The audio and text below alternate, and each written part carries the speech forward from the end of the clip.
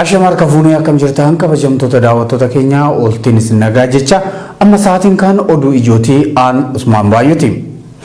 Godina Shawaa Kaabaa aanaalee daangaa irra jiranitti milishoonni naannoo Amaaraa irraa dhufan kanneen meeshaa waraanaa hidhatan hedduminaan qubsiifamaa jiran jedhan jiraattonni Salaaleerraa dhaamsanuun gahan.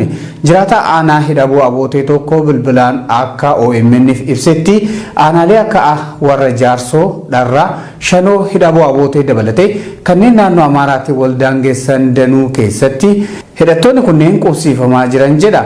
Kaayyoon murna abbaa irree ka humnaan biyyattii bulchaa jiru kun sirna nafxanyaa deebisuudhaaf tattaafataa jira kan jedhu maddi keenya Salaalee irraa odeeffanne kun milishoonni amma godina Salaalee keessatti bobbaafamaa jiran kunneenis maqaa aartistii abbootii keenyaa deebisuu jedhuun weerara uummata Oromoo irratti banuuf asiin dura dhaadachaa turaniif gocha ammaa kun agarsiiftuudha jechuun ibseetiin jira. Aanaalee godina Salaalee kanneen daangaa naannoo Amaaraatti dhiyoo jiran asiin duras naannoo Amaaraa jala galuu qaban jechuun qaamonni hokkara kaasaa turan akka jiranis ibsuun ammas abjuu sana dhugoomsuuf tattaafachaa jiran jedheera.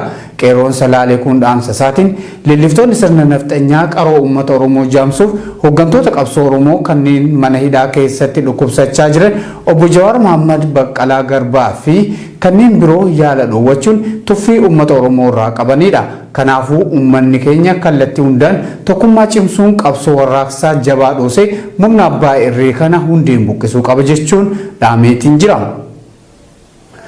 Murni afaan qawweetiin biyya bulchaa jiru hooggantootaa fi hayyoota Oromoo mana hidhaa keessatti dhukkubsatan yaala dhoorguun isaa diinummaa uummata Oromoo irraa qabu kan ifatti mul'isuudha jedhan qeerroon godina Baaleerraa yaada isaanii OMN'f laatan.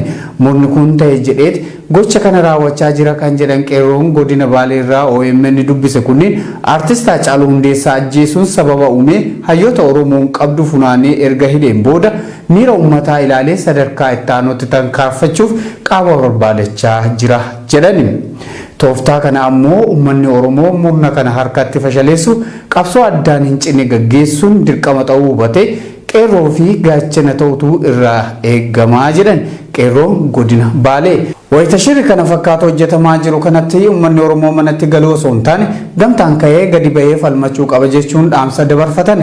Guyyoota muraasa keessatti qabsoon addaan hin cinne akka guutuu Oromiyaatti gaggeessuu qophiirraa akka jiranis qeerroon Baaleen irraa yaada isaanii kennan kunniin ibsaniiru. Godina Booranaa magaalaa Yaabal'oo keessatti kaadireen sirnichaa fedhii isaaniitiin alatti uummata dirqeessisanii raayyaa ittisa biyyaatiif hiriira ba'a jechuun hawaasa goolaa jiran jedha. Jiraataan magaalattiirraa OMN'f yaada laate tokko. Wayitii hawaasni rakkinna isaa ibsachuus ta'ee dhimma jireenya hawaasummaatiif bakka tokkotti walitti qabaman ergamtoonni murna kanaa hidhaa fi reebicha irratti raawwatu. Abbaa fedhan ammoo ajjeesaa jiru jedhani. Gocha gara jabeenyaa kana hunda uummata keenya irratti raawwachaa nu deeggaraa jechuun tuffii guddaa uummatichaaf qaban ibsa jedheera maddi keenya Booranarraa yaadanuuf laate. Nuti osoo hooggantootaa fi hayyoonni keenya badii tokkoon maletti mana hidhaa keessatti dhukkubsatanii dararamaa jiran waraana nu fixaa tureef guuza ba'uu osoo hin taane yeroo isaan TPLF waliin wal waraansa irra jiran kanatti warraaqsa dhoosuun alaaf keessaa walitumnee mootummaa nama nyaataa kana ofirraa fonqolchuu qabna jechuun dubbateera. Yeroo mootummaan addunyaa hundi gurra isaanii mootummaa abbaa irree kanatti deeffatanii jiran kanatti sagalee keenya sirriitti dhageessifachuu baannaan murni abbaa irree kun booddee isaa mana manatti nu fixuun waan hin oolle jedheera jiraataan godina Booranaa kun. Godina Harargee Bahaa magaalaa Wadaa irraa qeerroo yaada isaanii Oromiyaa miidiyaa neetworkii laatan akka jedhanitti hooggantoonni keenya Jawaar Mohaammed dabalatee kanneen mana hidhaa keessatti dhukkubsataa jiran yaala dhabuun dararamuun isaanii hedduu nu yaaddessa jedhan. Murni mootummaa ofiin jedhu akkuma aartistii Oromoo Haacaaluu Hundeessaa galaafachuun dookumeentarii sobaa irratti hojjetanitti hooggantoota keenyas tooftaa adda addaatiin fixanii qaruu nu jaamsuuf shira xaxaa waan jiraniif uummanni Oromoo dammaqinaan ka'ee qabsoo finiisuun lubbuu hooggantoota keenyaa harka diinaa keessaa baafachuu qaba jedhan qeerroon Awwadaa irraa yaadanuuf laatan. Uummanni Oromoo waan hamaa as deemaa jiru dursee hubachuun carraa gabaabduu amma jirtutti fayyadamu warraaqsa guutuu Oromiyaa wal ga'u dhoosee hooggantoota isaa kanneen mana hidhaa diinaa keessatti dhukkubsatanii yaala dhabaa jiranis eegsifatee Oromiyaa harka ofiitti deeffachuu qaba jechuun dhaamani. Hayyoonni Oromoo kanneen shiraa hidhamuun manneen hidhaa keessatti dhukkubsatanii murna abbaa irreetiin yaala dhoowwamanii Oromummaa isaanii qofaan daramaa jiran nu yaaddessee jira jedhan qeerroon godina Wallagga Bahaa aanaa Boonayyaa Boshee irraa Oromiyaa miidiyaa neetworkiif yaada laatani. Erga du'anii walii bu'uu irra amma yeroon karaa dandeenyu humna qabnuun kaane hayyoota keenya bira dhaabbanne akka yaala argatan gochuu qabsoo guddoo taasifnee murna sirna abbaa irree deebisee nurratti fe'uuf uummata keenya ajjeesuu fi hidhuun dararaa jiru kana itti qabsoofnee hayyoota keenya hidhaarraa baafnas jedhaniiru. Murni kun diina keenya kan jedhu qeerroon godina Wallagga Bahaarraa odeeffanne kun hidhaa fi dararaan Oromiyaa iddoo garagaraatti raawwatamaa jiru aanaa keenyattis daraan hammaatee itti fufee jira jedheera. Sadaasa afur bara 2013 akka lakkoofsa Itoophiyaatti kaadireen biltsiginnaa hojjettoota mootummaa kanneen miseensa kaafaa ta'anii fi dargaggoota aanichaa hiriira deeggarsaa bahuu diddan jedhanii hidhatti guuraa jiraachuu himuun hidhaa fi reebichi haamilee nu cabsu haala hamaa fedhe keessa jiraannus hooggantoota keenya kanneen roorroo saba isaaniitiif jecha hidhamanii dararamaa jiran cinaa dhaabbachuun qabsoo keenya ni finiinsina jechuun dhaameera.